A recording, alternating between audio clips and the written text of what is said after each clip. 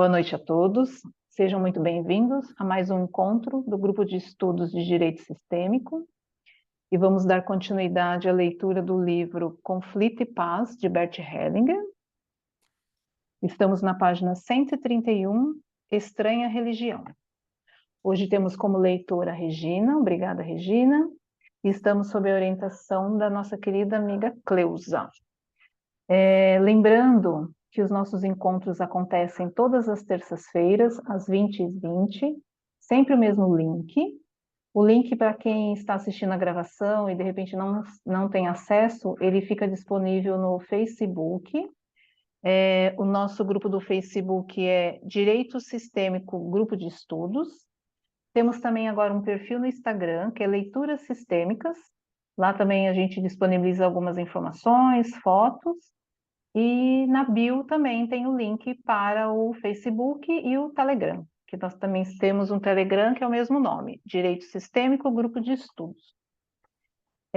Todos os encontros eles são gravados e disponíveis no canal do YouTube do Hamilton Plácido da Rosa.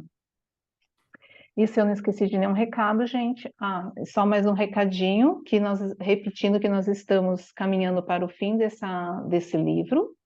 E o próximo livro, ele foi selecionado através de uma enquete, e esse aqui, ó, Amor à Segunda Vista. Então, em breve, estaremos iniciando a leitura desse livro. E passo a palavra para você, Cleusa. Boa noite, Helena, boa noite para todos, né? Que bom que estamos aqui novamente, né, mais uma vez, para fazer uma reflexão sobre esses temas que agora, nesse final do livro, é profundo, né? Obrigada, Regina, pela leitura, e eu passo para você. Estranha religião. A culpa. A culpa entre as pessoas nasce quando fazemos a alguém algo que o prejudica, ou quando reivindicamos algo cujo preço é pago por outra pessoa. Portanto, quando obtivemos alguma vantagem à custa de outro, ou quando sacrificamos outro para obter alguma vantagem. A maior das culpas é, na minha opinião, sacrificar o próprio filho. Estranhamente, isso é descrito, às vezes, como se fosse o mais elevado amor. Alguns afirmam, por exemplo, que Deus fez crucificar o seu filho por amor a nós. E que por esse sacrifício ganhamos a vida. Essa imagem cruel continua atuando em muitas famílias e ainda hoje se sacrificam filhos de muitas maneiras. Por exemplo, consagrando-os a Deus ou sacrificando-os a um ideal. A mãe de Samuel, por exemplo, prometeu a Deus que se ganhasse um filho, o levaria ao templo para que servisse a Deus. Isso significa, naturalmente, sacrificar um filho. Vemos ainda hoje algo semelhante em muitas famílias piedosas que consagram um filho a Deus ou se alegram quando um filho se consagra a Deus. Ocorrem casos em que um filho da família é destinado a tornar-se sacerdote ou monge. O que sustenta isso é a convicção de que tal sacrifício traz bênçãos para a família. A mesma ideia atua também na criança que é sacrificada ou se sacrifica. Algumas crianças imaginam que se adoecerem ou morrerem, poderão salvar seus pais. Outras se oferecem para expiar por alguma culpa dos pais. Isso geralmente acontece de modo inconsciente. Esses poucos exemplos nos permitem ver com que frequência as pessoas são amarradas a uma culpa e entregues a ela, como sacrifício por uma culpa. O que fazem muitas pessoas com essa culpa, real ou imaginária, que julgam ter diante de Deus ou que assumiram de alguém por identificação? Elas se punem de diversas maneiras. Essa punição consiste num sacrifício, seja de que tipo for. No caso de uma culpa grave, seja real, imaginária ou assumida, elas adoecem ou morrem. muitas vezes em decorrência de algum acidente ou por suicídio. Esse sacrifício serve de expiação por uma culpa. Que efeito terá um tal sacrifício na próxima geração? A expiação pela culpa atua como uma nova culpa, pela qual outras pessoas precisarão expiar. Assim, a desgraça não tem mais fim. Como se lida com a culpa? Com humildade. Precisamos saber e admitir que não podemos escapar da culpa pessoal, da culpa imaginária ou daquela que assumimos em lugar de outro. Sabendo disso, nós assumimos essa culpa, mas não como uma expiação, e sim como uma força. Pois quem se torna culpado em plena consciência e assume sua culpa, ganha força. Para que serve essa força? Para fazer algo de grande, algo que cura. Dessa maneira é possível assumir também uma culpa pessoal. Uma compreensão importante sobre a culpa é que depois de algum tempo, ela tem o direito de ser esquecida. Com isso, nos tornamos humildes, mas também compassivos. Vamos dar uma paradinha, Regina. Sim. Da primeira vez que eu li esse texto, eu deixei grifado aí na página 132, quando ele começa a falar que efeito tem tal sacrifício na próxima geração e como se lida com a culpa, né? Então, é uma parte que eu acho interessante a gente refletir, né? Que em outros textos ele fala, né?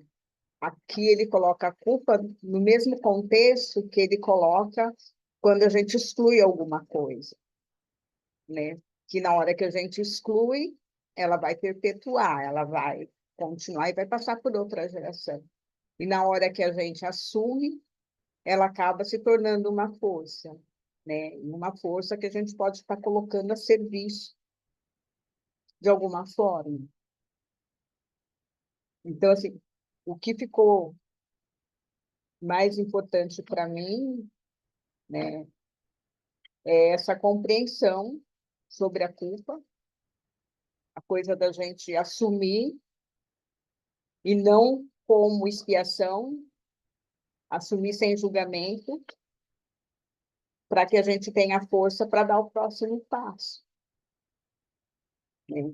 Agora, eu não sei para vocês como é isso, né? Se alguém já parou para pensar nessa coisa da culpa, né? O que vocês têm que possa estar trazendo para a gente refletir junto? Você, Eurico, que trabalha com... Uhum.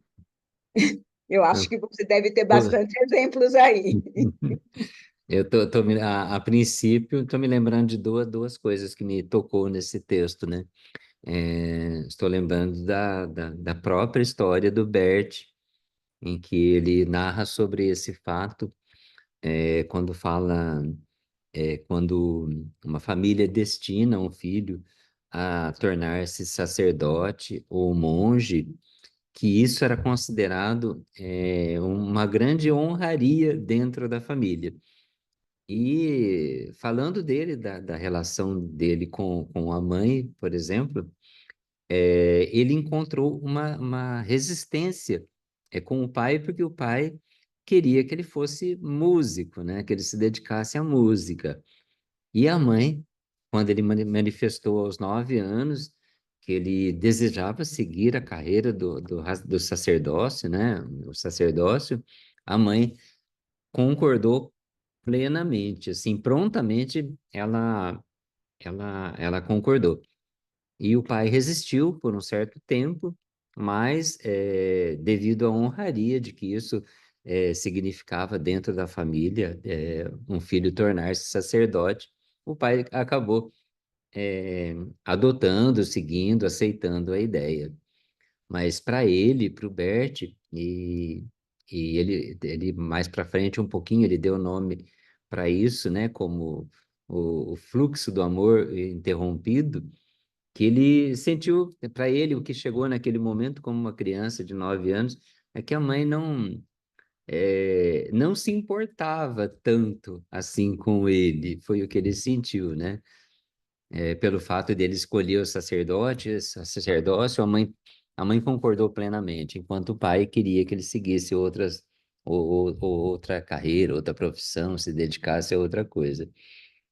E é isso que eu me lembrei na obra póstuma do Bert Hellinger, que está o meu trabalho, a minha vida está narrado por ele. E quando ele fala dessa culpa, aqui no texto fala dessa culpa, tem um documentário que estava até bem pouco tempo na Netflix, é um documentário que fala dessa, dessa dinâmica dos filhos assumirem destinos difíceis em lugar dos pais. Chama A Vida em Mim. E narra os acontecimentos que houveram na Suécia com filhos de imigrantes que passavam pelo processo de análise de uma possível deportação. E quando os pais estavam expostos a esse julgamento, a essa expectativa se seriam deportados ou não da Suécia e um outro país que eu não me lembro qual. Essas crianças mergulhavam num apagamento, num sono profundo, letárgico mesmo. Então, como se elas estivessem adormecidas, né? O documentário é muito, muito interessante a gente olhar para esse movimento dos filhos assumirem a culpa pelos pais, pelo destino dos pais. E é interessante que, para encurtar um pouquinho, né, para não dar para dar, mas é um documentário, então não tem spoiler, né? Mas as crianças, elas voltavam, se percebeu que as crianças voltavam a despertar novamente quando os processos desses pais, que eram imigrantes, passavam a ser aceitos. Muito interessante, é um documentário, não é uma ficção. Vale a pena assistir, até bem pouco tempo tinha na Netflix, estou me lembrando, quando se fala de culpa, aqui, desse movimento aí que está expresso nesse documentário aí. Tá? Se alguém quiser acrescentar alguma coisa.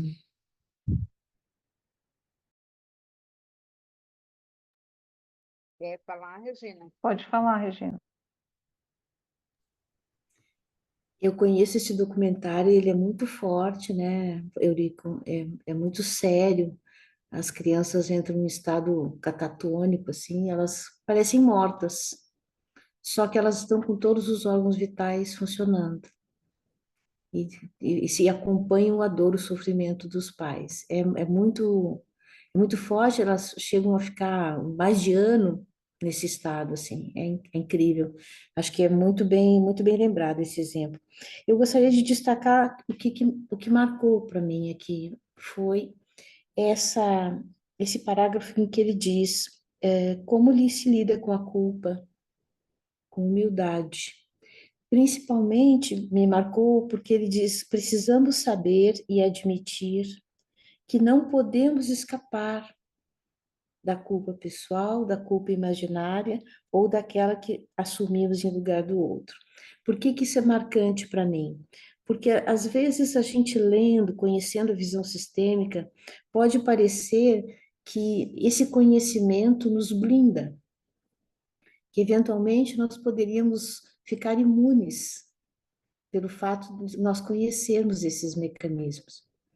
E eu gosto muito e fiquei muito aliviada quando eu li isso aqui a primeira vez, que nós podemos assumir que de alguma forma nós sentiremos isso, ou uma culpa pessoal, ou uma culpa imaginária, ou assumiremos a culpa de alguém no nosso sistema. Mas se estar consciente disso é que nos liberta e pode nos libertar com essa humildade em que nós assumimos, reconhecemos, né? Reconhecemos, assumimos, e aí transformamos isso numa força. Vou fazer algo de bom com isso. Esse é o meu destaque. Então, assim, em parte, o que eu deixei aqui gravado para a gente refletir, né? E essa coisa de assumir realmente, não achar que eu posso fugir, né? Assim, como diz outros, ser blindado, né? Então, eu sei disso, eu estou livre. Não, assumir e assumir com humildade, sem julgamento, para que isso se torne uma força. Porque enquanto a gente julgar, não vai ser força, né? Não vai ter humildade. E na parte anterior, quando ele fala das religiões, né, para mim, pessoalmente, eu acho que existe assim, uma grande má interpretação da Bíblia pelas religiões. Por isso traz toda essa visão desse Deus que castiga, desse Deus que sacrifica o filho e que as pessoas precisam de estar se sacrificando para agradar esse Deus, né? Assim, para mim, o meu Deus não é esse, né? O meu Deus, ele é puro amor, né? É aquele que brilha para o justo e para o injusto, né? Que ele está aí disponível para todos, na minha opinião de Deus, né? Mas, assim, eu só cheguei a isso depois de uma caminhada, porque eu fui educada na Igreja Católica e tem esse Deus julgador aí. Mas ele me incomodava, né? Então, com o tempo, eu consegui vislumbrar esse Deus que brilha para todo mundo, né? Então, eu acho que, mas como existe essa cultura, isso paira sobre a humanidade, né? Isso paira sobre as pessoas, esse Deus vingador, esse Deus que você oferece a alguém, oferece alguma coisa para poder se livrar. Então, é uma colocação assim, que eu gostaria de fazer, né? Algo meu, né? Que nem o Bert, como padre católico, ele coloca essa visão da igreja, que é esse Deus que sacrificou o filho por amor. Vale, Helene.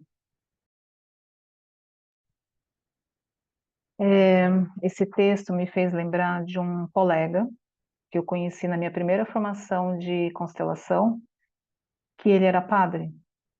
E, enfim, para resumir, tinha sido essa questão de ser oferecido, né, a Deus. E na época eu lembro muito bem das palavras do professor, né, o Décio, que se ele queria continuar adiante com o tema dele, né, porque muito provavelmente ele deixaria de ser padre. E depois de um tempo foi o que aconteceu. Ele largou, ele abandonou a igreja também. E o que me tocou agora aqui é que logo depois disso ele adoeceu e faleceu, né? Não sei se foi um ano, eu sei que foi muito rápido, né? Então eu fiquei assim, agora me lembrando dele, pensando assim, né? Será que aqui ele fala que a culpa, né? Vão vir novos culpados. Então, o quanto ele ainda tinha se trabalhado internamente para se libertar, né? Então, é um questionamento que eu, não no caso dele específico, mas que a gente tem que ter essa humildade realmente dentro do nosso coração para a gente ter essa liberdade, né? Porque senão a gente só vai ficar mudando o nosso sofrimento. E aí, assim, ó, aí eu trago um relato pessoal, até do que eu estou vivendo atualmente, né? Da culpa. Eu não sei se vocês lembram umas aulas atrás que eu comentei que eu fui no curso do Robertati, e ele começou a falar da dor no pé dele e eu fui associar com a minha, então o recado veio e a palavra era essa, culpa. Então eu estava com problema no meu pé por culpa, por sentir culpa de estar seguindo minha vida, de ter mudado de cidade, mudado de estado, né? Então foi tudo isso que veio para mim. E eu nem tinha assim, tido a consciência dessa questão da humildade aqui. Eu simplesmente, quando eu percebi esse movimento, eu fui internamente dizendo sim, né, para minha dor, dizendo sim para os meus pais e tipo assim, pedindo que eles me abençoassem se eu fosse feliz. né? Então hoje eu tô aqui, não estou com dor, então já é um teste que eu vim para casa e estou sem dor.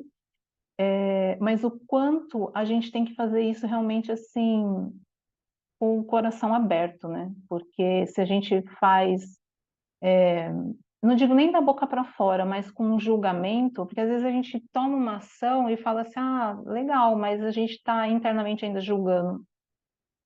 E por que que eu estou falando tudo isso, né? Olha que interessante, eu fui para um curso hoje, uma aula de cerâmica. Não conhecia ninguém, só conheço a professora. E aí eu tô lá, começam a falar de constelação familiar da série lá. E eles começaram a relatar algumas situações em que você percebe que eles estão culpando os ancestrais, né? Então, tipo assim, ai, que tudo é por culpa. Aí eu comecei a ouvir aquilo, né? E é lógico que depois eu fui explicar algumas coisas. Então, logo no início que ele fala que a maior das culpas, na página 131, na opinião dele, é o sacrificar o próprio filho. O que também é importante a gente reforçar que tudo é amor. E aí tem aquele amor o amor cego, que é o amor que adoece, né? Porque eu imagino, né, que todas as situações que os nossos ancestrais, até que a gente faz, muita coisa é inconsciente, né? Está seguindo tradições, então é para a gente reforçar que assim, tudo é amor. Porque hoje eu estou percebendo um movimento de que a pessoa tem contato com o trabalho do Bert, né, um pouco mais superficial, e aí a culpa está caindo sobre os ancestrais. Então, eu estou desse jeito hoje por culpa dos meus pais, por culpa dos meus avós. Então, era esse relato que eu queria dar, que assim, a gente tem que ter consciência, tá bom, identifiquei uma situação lá, fiz uma constelação, ou sei lá, tive consciência de que eu fui sacrificado, né, por alguma coisa, ou os meus pais, né, porque hoje tem pais que são muito, eles prendem muito, então o filho quer bater asa e não consegue, né? E aí tem essa culpa, que não era o meu caso, que meus pais sempre criaram a gente assim muito livre, mas de alguma forma eu me sentia culpada de estar aqui, né? Seguir minha felicidade, seguir meu sonho, mas a gente nunca esquecer que assim, tudo é amor. Vai ter o amor cego, que a gente está sempre, né? Como a Regina comentou, não é porque a gente conhece isso, conheceu, estuda, a gente está blindado. É diário, gente. Hoje eu não estou com dor no pé, mas eu sei que eu estou com outros sintomas no corpo. O corpo está me avisando que eu ainda tenho camadas para ultrapassar da culpa e desse amor cego, né? De sair não é zona de conforto, eu chamo de zona de acomodação. Quer dizer, a gente sair da consciência leve, né? Para ir para a consciência pesada não é fácil. É um treino diário. Então é isso. E a gente não pode esquecer disso. Humildade. Assumir e ser humilde para poder ficar livre. Valeu, Euri. Eu estou lembrando de duas coisas importantes. Uma que a fala da Helena Júlia acabou de me lembrar, né? Aqui, falando sobre culpa da ancestralidade, né? Eu estava assistindo uma entrevista do Dr. Gabor Maté, falando sobre a história de vida dele, dos traumas que ele carregou, por ter sido abandonado, ter tido que ser abandonado pela própria mãe, dado em doação para uma estranha cuidar dele, quando ela se encontrava num abrigo, para judeus na Hungria. E ele contando a história dele, aí diz que saiu uma matéria, muito tempo atrás, no jornal, ele comentando assim, que Dr. Gabor Maté culpa sua mãe pelos traumas que sofreu na sua vida.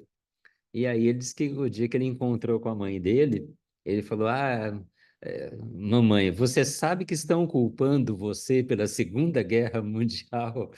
A mãe dele disse que deu uma grande risada e só falou para ele assim: ah, é? Então, na verdade, as dores, os traumas que ele trazia com ele, o que ele trouxe, que ele quis ilustrar, que eram decorrentes não da mãe ter deixado ele com uma estranha para poder preservar a vida dele por um tempo, né? Ter dado ele para a primeira mulher que apareceu. Ele estava num abrigo para judeus, onde não havia condições sanitárias nenhuma. Eu acho que ele passava por um processo de uma infecção intestinal muito grande, e a mãe foi para a rua e doou ele, pediu para a primeira mulher que ela viu que cuidasse daquela criança, e que, se ela conseguisse sair viva da guerra, ela iria em direção para buscar o filho de volta.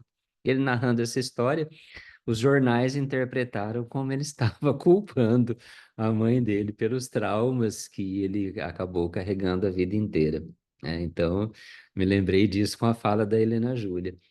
E a fala da Cleusa me fez lembrar o quanto também algumas coisas elas se comunicam, falam muito diretamente dentro de diversos trabalhos, né? Como eu sempre comento, já comentei várias vezes aqui, sou facilitador em justiça restaurativa, e o primeiro princípio para a gente facilitar um trabalho de justiça restaurativa é que aquela pessoa que cometeu o ato danoso, que ela consiga e que ela reconheça a culpa por aquilo que ela cometeu.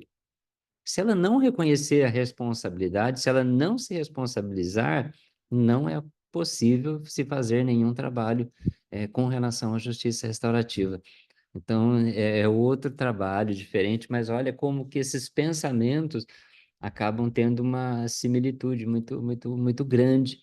É, e isso traz para mim assim essa importância, né, de o quanto é importante a gente reconhecer a responsabilidade por aquilo que às vezes a gente deu causa, e o quanto isso pode promover aí uma, uma reparação e talvez, quem sabe, uma reconciliação, né? Então, foi o que me tocou aí com a fala da Helena Júlia e da Cleusa. Às vezes, numa constelação, né, o tema que a pessoa está trazendo, ela está carregando por conta de uma culpa de um ancestral. Só que esse ancestral, ele não tem consciência aquilo que ele fez era errado, por exemplo, né? Eu me lembro já de constelações assistidas e já cheguei a atender também do ancestral ter causado situações, provavelmente porque ele estava em guerra, ele tinha uma profissão ligado a coisas assim, ele dizia assim, mas eu não fiz nada errado, eu só cumpri o meu dever. Só que, através desse cumprimento do dever, ele tinha causado muitas vítimas. E os descendentes estavam vivendo essa dor, né? Na hora que ele consegue olhar para o sofrimento do descendente, ele acaba assumindo, né? Eu me lembro de uma vez que o representante olhava para o descendente chorando, que a representante estava chorando muito, as vítimas, ele olhava e disse, mas o que eu fiz está causando isso? Né? Eu não fiz nada errado. Mas, tipo assim, mas se está causando essa dor, eu assumo. E com isso, a pessoa ter ficado aliviada. Então, assim, são coisas que, assim, às vezes eles fizeram pelas circunstâncias de vida e que eles nem têm consciência de que aquilo era errado. Fala. Mas, Cleusa, só para lembrar, né? Você tocou num ponto bem importante, né? Para quem acompanhou os relatos da, dos julgamentos dos nazistas em Nuremberg, a grande defesa deles foi sempre essa. Eichmann, por exemplo, quando ele foi localizado na Argentina e levado para o tribunal para ser julgado pelos crimes de guerra que ele cometeu, ele usou exatamente essa fala. E está lá no descrito no livro Na Banalidade do Mal. Ele usou como defesa isso, mas eu estava só cumprindo ordens. Eu não sou responsável, eu só cumpria ordens. Ou seja, ele não assumiu, não conseguia assumir a responsabilidade pelos danos, os males que ele havia causado aos judeus. Isso tem uma memória sobre isso que é uma memória documental que está na obra da Hannah Arendt, que é a banalidade do mal. O quanto, às vezes, o mal ele é banalizado, as pessoas cometem atos danosos e elas dizem exatamente como você falou, mas eu só estava cumprindo ordens, só estava cumprindo meu papel ali, não sou responsável por isso. E foi a grande defesa dos nazistas, né, dos generais nazistas que foram presos e foram para julgamento no tribunal de Nuremberg, né? Eu não me lembro qual livro que a gente estava estudando e que foi trazido esse assunto à tona, e uma das participantes, ela fez num estudo, ela fez uma apresentação desse trabalho da Ana Arendt, sobre a banalidade do mal. Então, está nas gravações, só que eu não me lembro que livro que era. Né? Não sei se estava presente, Regina, quando ela falou sobre isso. Eu estava, mas eu não me lembro que livro era também. Né? Você estava, Vera, também? Né? Porque foi assim, ela acabou, não sei qual é, com que ela trabalhava, né? Que ela comentou sobre isso, né? Daí foi aberto e ela fez uma participação justamente falando sobre esse assunto. Eu acho que foi no livro anterior a esse, porque é recente isso. É Eu não, recente, realmente. Eu me lembro ter havido uma fala nesse sentido, sim, também. Acho que é É a recente. Cláudia ou não? não, Será que é a Cláudia? eu acho que foi a Tá, Cristiane. tá, eu não me Acho que era, lembro. eu tenho a impressão que era Cristiane o nome dela.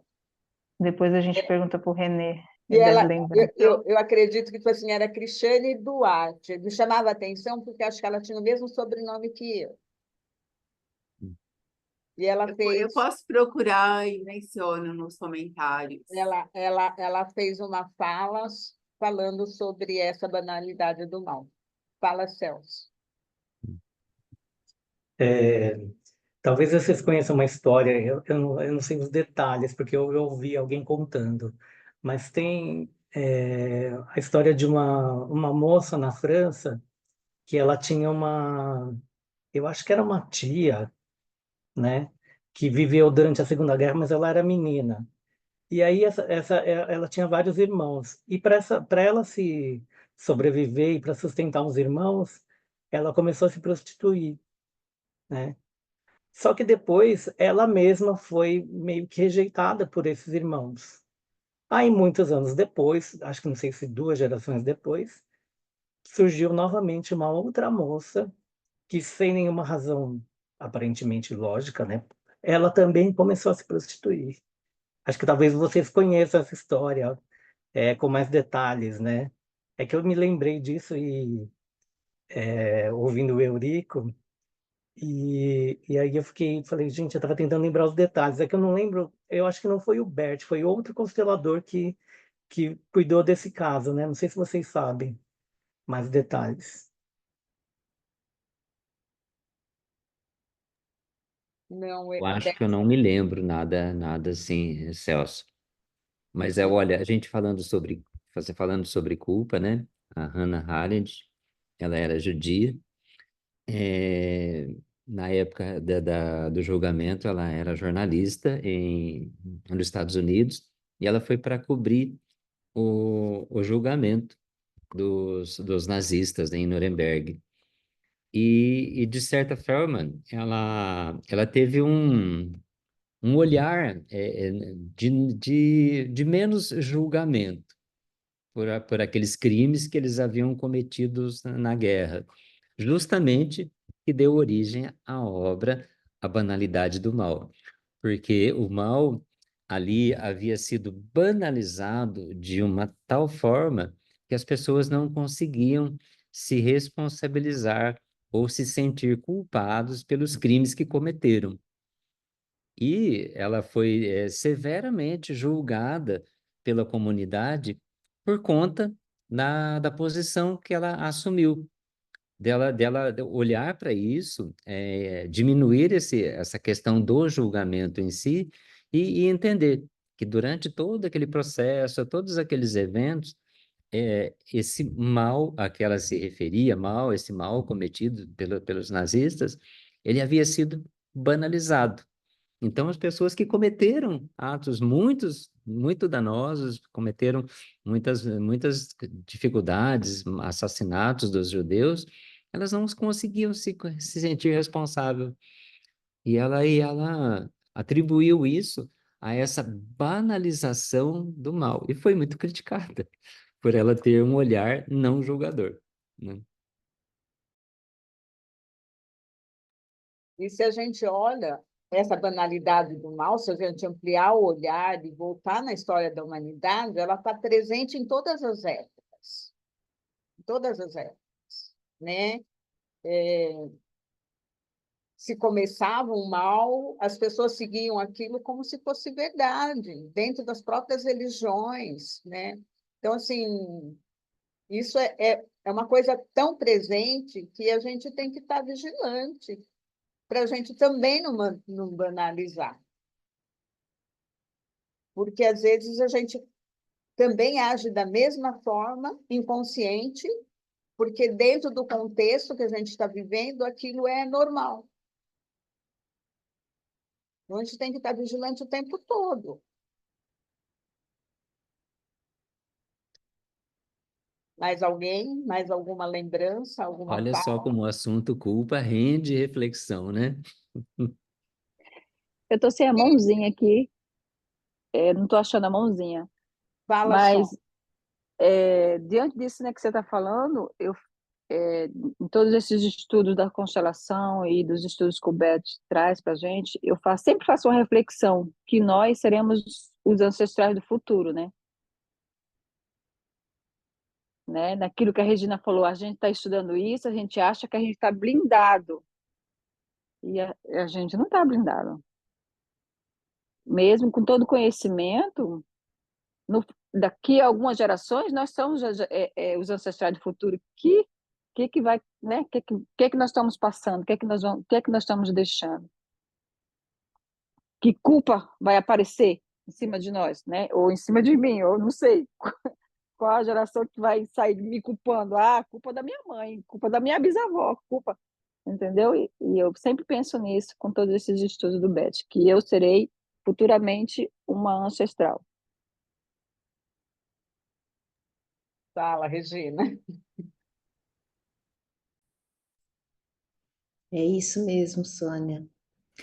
Bom, me ocorreu o seguinte, durante alguns anos, enquanto eu fazia alguns cursos, dava cursos, formação, eu costumava dizer que se poderia tirar a palavra culpa do nosso vocabulário, porque a culpa ela é um instrumento de manipulação, tá? A culpa não nos leva adiante. A culpa só nos prende e nos coloca talvez num lugar de lamento. E então eu associava a responsabilidade como a saída para a culpa, né? Quando você assume uma responsabilidade, você se apropria daquilo que você fez e então passa a ter uma nova atitude. E isso salva, isso soluciona, porque você vai carregar com você esse compromisso, essa, eu acho que até uma postura muito madura e humilde. Então, hoje, eu leio a culpa, claro, aprendendo com Beth, eu leio essa culpa como algo de que a gente realmente não pode fugir, como, por exemplo, se os ancestrais que nós seremos, como nós, fizeram o melhor que puderam e não tiveram a intenção nenhuma, e digamos, não aconteceu nada pelo que eu deva me culpar. Mas existe, como ele cita aqui, naquele trecho, a culpa imaginária. Também tem aquela que uma criança acha que pode salvar os pais. Então, ela verá, ela é inevitável, é inexorável que a gente sinta culpa. ou aquela assumida por outro, ou a nossa culpa pessoal por algo que fizemos, ou a culpa imaginária. Mas eu gosto de pensar na responsabilidade como essa saída humilde. É quando você abre mão da inocência e assume que viveu isso, que vive isso e que vai fazer da melhor forma daqui para frente. Acho que a responsabilidade é a saída humilde. Você sabe, Regina, é só para ilustrar seu pensamento, quando a gente trabalha com justiça restaurativa, eu sempre falo para as pessoas, a gente trabalha em cima de 3 R's, que é a responsabilização, reparação, para uma possível reconciliação.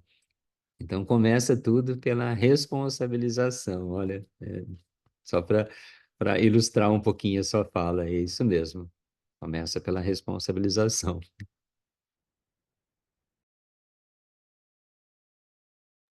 Então, esse finalzinho, né, desse texto aqui, como se lida com a culpa? Com humildade. Precisamos saber e admitir que não podemos escapar da culpa pessoal, da culpa imaginária ou daquela que assumimos em lugar do outro. Sabendo disso, nós assumimos essa culpa, mas não como uma expiação, e sim como uma força. Pois quem se torna culpado em plena consciência e assume a sua culpa, ganha força, né? Tipo assim, ele sai da inocência, né? Para que serve essa força? Para fazer algo grande, algo que cura. Então, no fundo, a culpa ela vem para ser um elemento de força de cura, né? Para que serve essa força? Para fazer algo que cura. Eu achei isso assim muito forte, me pegou bem forte isso. Dessa maneira, é possível assumir também uma culpa pessoal. Uma compreensão importante sobre a culpa é que, depois de algum tempo, ela tem o direito de ser esquecida. Com isso, nos tornamos humildes, mas também compassivos.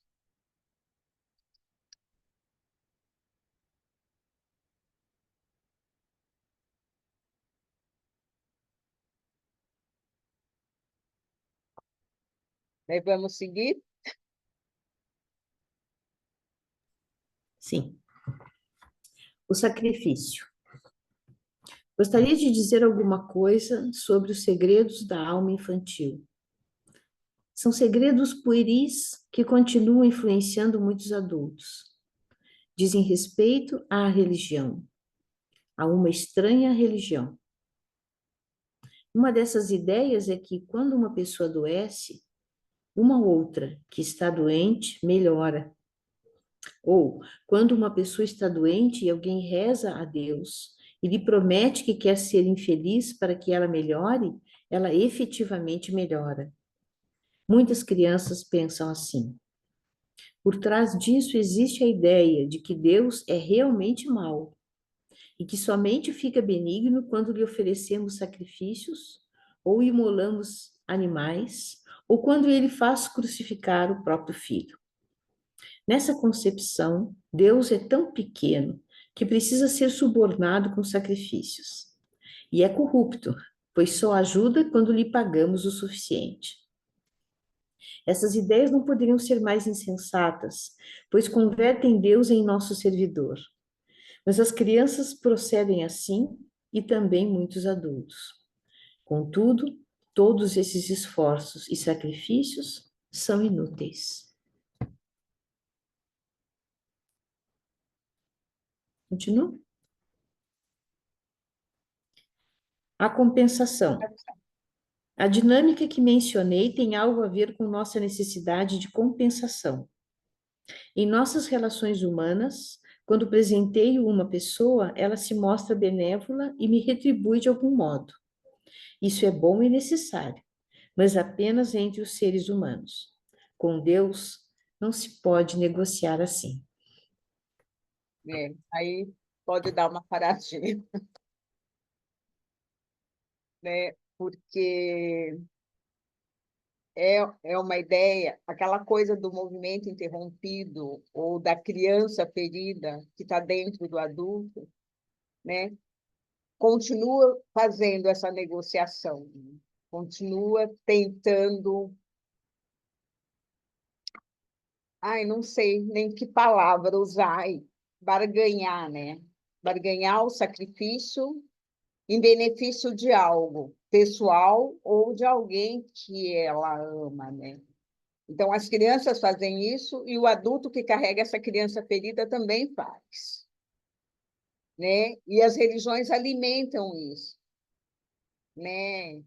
Então, é uma coisa que a gente está aprendendo, ele está colocando aqui que não serve para nada, mas que é real e a gente depara com isso no nosso dia a dia. Eu não sei o que vocês teriam aí para a gente estar complementando.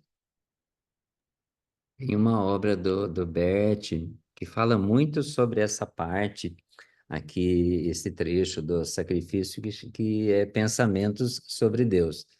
É, traz muitas reflexões sobre as questões religiosas, como a gente vê essa força criativa, como a gente vê esse Deus e como a gente constrói ele, a nossa imagem e semelhança. As religiões vão. Eu não sou muito bom em Bíblia, né? Mas tem alguns trechos que algum lugar que fala que nós somos a imagem e semelhança de Deus. E o Bert, eu lembro que em uma das obras dele, ele coloca que isso é um pensamento arrogante nosso. A gente pensar que a gente é a imagem e semelhança de Deus.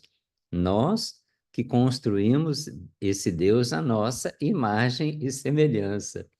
E que esse tipo de pensamento seria uma arrogância muito grande da nossa parte, justamente por essa forma da gente ver Deus dessa forma, né? De uma forma meio que, como a Cleusa falou, infantil, né?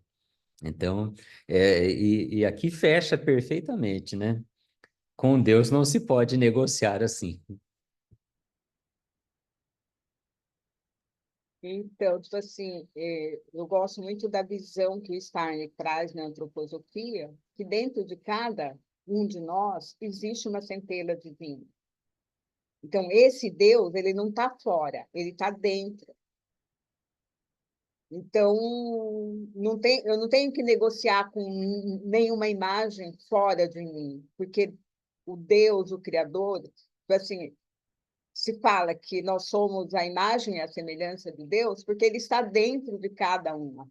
Uma centelha desse divino Criador está em cada ser criado, em cada criatura, né? Não só no ser humano, em cada criatura, em tudo que foi criado, né? Tudo é uma manifestação dele, né? Então, a gente tem que parar e refletir com isso. Deus está em mim, então não é que eu vou construir um Deus como um homem de carne e osso de hoje. Não, dentro desse homem de carne e osso, seja ele bonzinho ou malzinho, de acordo com a moral humana, tem um Deus, né? Então, Gosto muito. eu acho essa visão assim maravilhosa. Fala, é, Ju. Identifica muito a forma de você pensar, e eu penso assim como você também. Baruch Spinoza, o filósofo português, ele fala muito desse Deus imanente, ou seja, esse Deus que está dentro de cada um de nós, dentro de cada um, de cada ser vivo, e não desse Deus transcendente que está fora de nós, que está lá num plano superior, apontando para culpados e julgando. Mas sim, Spinoza traz essa visão desse Deus imanente, não transcendente. Aquele Deus que está dentro de cada um de nós, não naquele que está fora da gente, num plano superior, mas sim aquele esse Deus que se encontra dentro de cada um de nós. Eu também penso igualzinho você, Cleusa.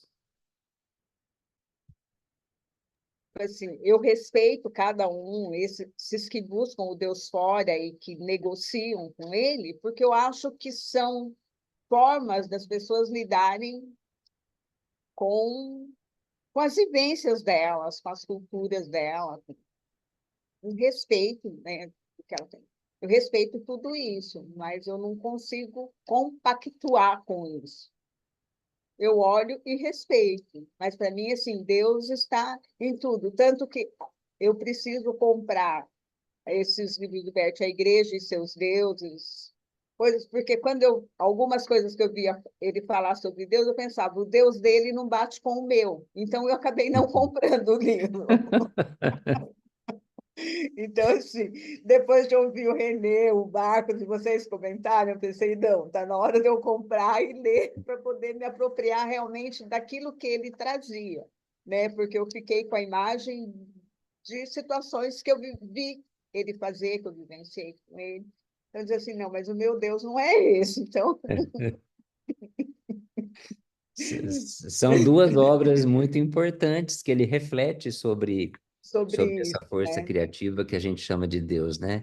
A igreja e seus deuses, né? Alguma coisa assim, e pensamentos sobre Deus. Então, eu acho que são duas obras assim que ajudam muito a gente refletir sobre isso, né? Isso a partir de toda a experiência, todo o tempo que ele esteve dentro da Igreja Católica, né? Então, eu acho que ele tinha uma grande autoridade para abordar esse assunto, né? Eu também acho, né? Tipo assim, só que, como eu sempre vejo, ele está vendo do ponto de vista da Igreja Católica, né? Então, já, tipo assim, já passou. Mas, atualmente, eu estou sentindo necessidade de ler até para poder ter mais argumento para trazer para vocês, né? Então, eu confesso que essas duas obras eu nem comprei. Sem contar, né, o Cleusa, que ele está vendo do ponto de vista da Igreja Católica alemã, que é bem diferente de nós aqui brasileiros, né? Sim, É. eu falo assim na questão, nós somos mais amorosos, eu não sei. A Igreja Católica alemã, como você disse, teria que ler essas duas obras do Bert para ver essa questão, né, de como ele se relaciona com Deus, no ponto de vista alemão dele, porque nós brasileiros somos diferentes na questão religiosa, eu penso, não sei. Eu Tem, penso. tem uma fala do Bert que eu li em algum lugar, não vou, me lembro agora onde, né? Que quando ele estava lá na África do Sul, eles estavam construindo uma capela num local lá. E ele tinha uma imagem de uma igreja na Alemanha que ele gostava muito. E ele pensou em levar esse quadro dessa igreja que ele gostava para pôr naquela capela lá na África do Sul. Daí ele entrou em contato com o autor do quadro e tal. Estava com tudo certo para poder colocar isso lá. Daí resolveu mostrar para as pessoas que trabalhavam com ele, não sei se eram irmãs, a comunidade lá que estava ligada à capela, ele resolveu mostrar uma foto do quadro. Diz que elas olharam para aquilo, era uma imagem onde estava o Cristo crucificado, a Maria do lado, e não sei se tinha um cálice que estava recebendo o sangue do Cristo. Né? Diz que elas olharam para a foto que ele mostrou e falou para ele, que mãe é essa que fica vendo o sangue do filho dela? Aí não faz nada? Ele disse que aquilo pegou assim, né? E ele não comentou nada que ele tinha essa intenção e pegou e pediu para eles escolherem o que eles queriam colocar naquela capela. Então, assim, eu acho que assim tem muita coisa legal que ele trouxe, né? Inclusive que ele fala que depois ele acabou compondo músicas, né, na língua Zulu para que fossem usadas nos rituais. Então, assim, ele não deixou de ser um padre alemão, mas ele trouxe a cultura Zulu para dentro das igrejas onde ele passou. Eu acho isso assim muito importante. Fala, Vera. Eu li esses dois livros citados do Bert, e aqui no próprio texto que a gente acabou de ler, eu entendo que o Bert se afastou completamente da concepção cristã da religião. né? Em vários momentos ele fala que Deus é esse que oferece esse sacrifício do próprio filho, que isso é uma concepção de Deus mal. Então, o que eu entendo de tudo que eu li dele é que ele se afastou completamente do cristianismo. Ele fala em Deus como uma força criativa, ele fala Deus de forma muito mais ampla, né? Então, eu penso que eu, como católica que fui, né? Fui católica, fui catequista, e me afastei quando eu compreendi que a essência do cristianismo é que um Deus oferece o seu filho para sacrifício para ele mesmo, não faz sentido nenhum. Não faz sentido nenhum. Então, eu hoje não agradeço a formação cristã que eu tive, que me passou muitos valores, mas não me sinto mais cristã. Porque é como foi citado aqui, é um Deus criado à nossa imagem e semelhança, né? Essas questões humanas que foi projetado em Deus, num Deus humano demais, né? Limitado demais. Então, e eu vejo que Bert também superou essa ideia, né? Ele transcendeu essa ideia de cristianismo. Era isso. Não, obrigado pela tua contribuição, porque realmente, né, no momento que ele foi mudando, ele foi trazendo essa, né, mesmo dentro da igreja, como ele fala, até ele ser acusado de herege porque ele mudou a postura, né? Então, ele foi introduzindo novos valores, ele foi trilhando novos caminhos, né? E, por conta até daquela frase que ele coloca, o que que você sacrifica? O ideal pelas pessoas ou as pessoas pelo ideal? Né? Eu acho que isso é fundamental.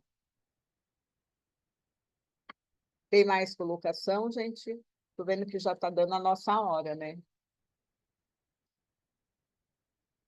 Genial a lembrança sua, viu, Cleusa? Eu ia compartilhar justamente isso que você falou, dessa dinâmica dos padres anglicanos, e na livra Meu Trabalho, Minha Vida, ele lembra dessa passagem, quando um padre anglicano, numa dinâmica de grupo, colocou que se você tivesse que abraçar os ideais ou tivesse que abraçar as pessoas, quem é que você abraçaria? E isso foi justamente ele narra que foi um ponto de reflexão muito grande, porque ele, como padre, ele se sentia, da Igreja Católica, ele se sentia obrigado, né? Ele deveria abraçar as pessoas.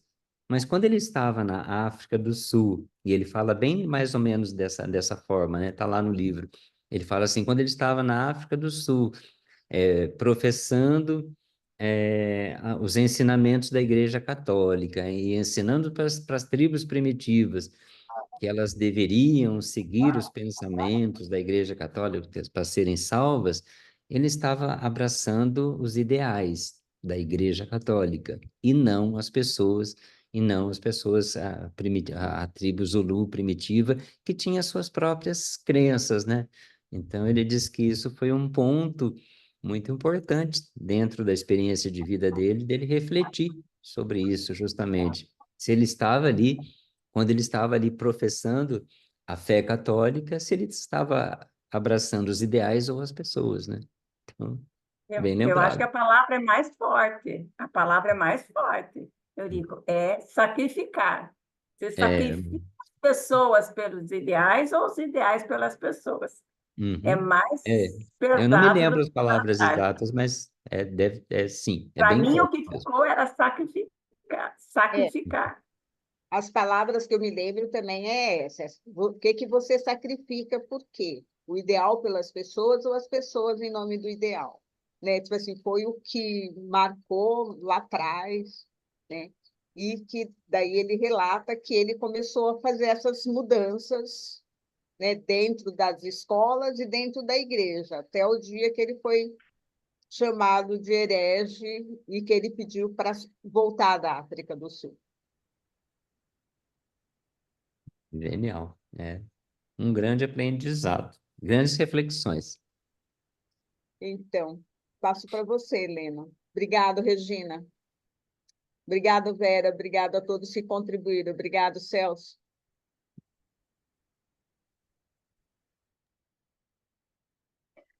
Obrigada, Regina, pela leitura, Cleusa, pelas orientações, a todos pela presença, pelas contribuições. A história que o Celso contou eu também já ouvi, e eu vou tentar, eu nunca achei isso em literatura, depois eu vou tentar procurar, senão eu vou consultar o oráculo do René, Eu porque acho que o René normalmente, conhece essa história. normalmente ele sabe onde está nos livros, porque, Posso só gente, falar uma coisa? Quem tiver comentário do que foi comentado aqui, tiver o link, a página do livro, o nome do filme, por favor, coloca lá no grupo do Facebook, junto com a foto, porque aí facilita bastante para os que não assistiram, que vão assistir, e para todo mundo, tá? Obrigada. tá bom. Já tirou a fotinha de Lena? Todos sorrindo? Assim nós vamos crescendo juntos. É isso mesmo. Gente, uma boa Amém. noite, muito obrigada e até a próxima terça-feira. Boa noite, Boa noite, boa obrigada. semana, Boa pessoal. noite. Fiquem bem. Boa noite. Boa noite, gratidão.